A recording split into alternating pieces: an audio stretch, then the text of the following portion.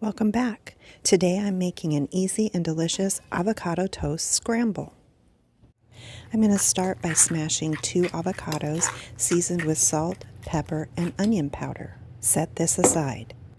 Next, in a mixing bowl, I'm going to crack 4 eggs and season them with salt and pepper. Then I'm going to add about a tablespoon of heavy cream and whisk them up. In a hot pan, I'm going to add some butter and the egg mixture. Stir them around and keep them moving until they are nearly done. Next, I'm adding a handful of fresh spinach. I'm going to stir that around until it becomes wilted. On a piece of toasted sourdough, I'm spreading some of my chipotle sauce. If you don't have chipotle sauce, just spread a little butter. I've done that many times and it's great.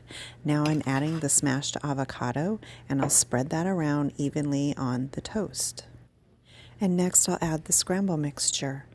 This served 2 people, so adjust according to how many you're serving. I hope you try and enjoy this, and thank you for watching.